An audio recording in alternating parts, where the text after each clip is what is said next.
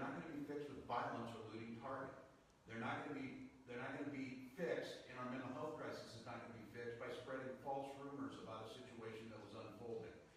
We had the tragic loss of 2 people, did not involve a police or police shooting, and the situation has gotten to the point now where it's absolutely unacceptable. Having people's rights to peacefully protest, you've seen it and we continue to say it. We want to protect those rights. We want to create that space.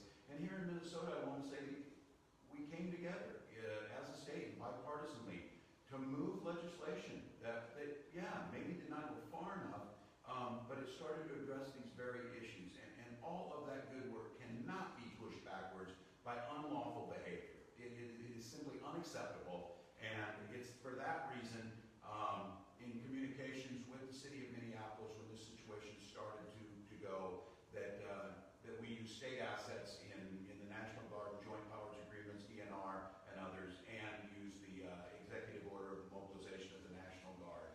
The request came to us, I believe, at 9:16 p.m., and our units are moving to make sure that calm and the space to have the important conversation that is ongoing, and the space to grieve when we saw Kenosha or George Floyd or St. Louis or wherever this is happening across the country. So it's not just confined to here, and it's an important conversation. But that conversation will never happen where violence rules, where people do not feel the ability to be safe. And those are things that we fully intend this evening to restore, and then we can have that conversation. So I can tell Minnesotans, once again, that this pain continues to come. We're going to have to continue as a nation to take these tough issues head on. We're going to have to continue to, as a state and as a nation,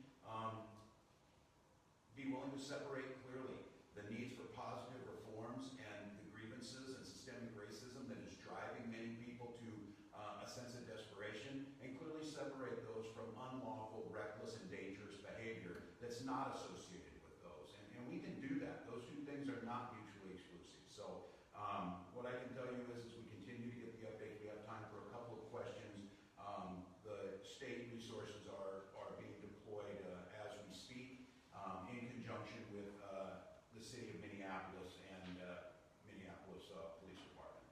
However, what is the situation down there now in terms of the level of civil unrest, and what are your intentions of National Guard, traditional National Guard deployment? How much National Guard do you have available? So good evening, Walz. Now,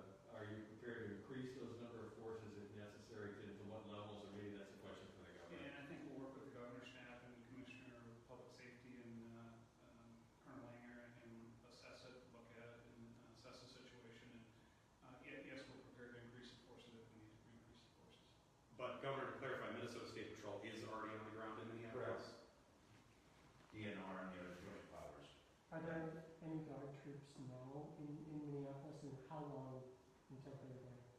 As of right now, there are no guard troops in Minneapolis, but they will be ready to deploy here shortly. And Governor, the curfew, what is the intent in terms of how long will that go? Will you reassess it at some point, or can you give any Well, policies? it was a city's decision. We'll work with them, and we certainly, their plans to do so, and certainly we concur with that at this point in time. The curfew seems to work best. We'll reestablish it. It is it's our hope, once again, and I appeal to Minnesotans, and again, express that. The real pain that's out there, we saw it. I've got a 13-year-old following this closely, and he saw very closely how this happened with the NBA and some of the postponements of games over the issues. And so people are in tune to this. They're hurting, they're paying. And I would appeal again to Minnesotans, stay calm, go home tonight if you're not part of this. The assumption is now if you're downtown at this point in time, you will be arrested. You will be part of that. And there's space for peaceful protest. We have continued to see that since the first week of June that we've been able to do that. We've seen real change. So, time for another one or two, Jay. Well, Governor, what I'm wondering about is in the national political climate, you know what's going on tonight at the Republican National Convention. Governor Evers has accepted federal troops, as I understand. What is your stance on that as governor of Minnesota? If the president, have you talked to the White House about that? Have there been any offers? No, I made? did speak several times, and I've been in close contact with Governor Evers. I do not know about the acceptance of federal troops or help. State of Minnesota is prepared to do what we can do, and General Minky has been in contact with his peer, the Adjutant General of Wisconsin, in terms of what type of support we can. I would come back to this. I do not know what's happening tonight at the convention, but what I can tell you is America is hurting, and the racial divisions that continue to tear at us demand that this is the time. I keep talking about this, and I'm proud that the legislature was able to move, but I said at the time, the fierce sense of urgency for change is real on that respect, and I think we need to make clear, and I think we're stating unequivocally on this, that we can separate out the pain and the anguish and reforms that need to be done in policing and systemic racism from unlawful, dangerous, and illegal behavior. And those are the folks now. And that's what you're seeing at this point in time. If there was emotion and anger, maybe, but if you're on the streets right now for everything that's happened, and the curfew has been put in place, and it's clear that this has nothing to do with asking for reforms, it has everything to do with unlawful behavior, then there should be an expectation to be arrested. But I would say, yes, this is part of a larger narrative. It was the flashpoint of George Floyd. It has spread across this nation. It does us no good to try and either divide or ignore or to make it worse or to blame someone. We're just as a state and as a nation going to have to come together and figure out what our next steps are. And I think we started to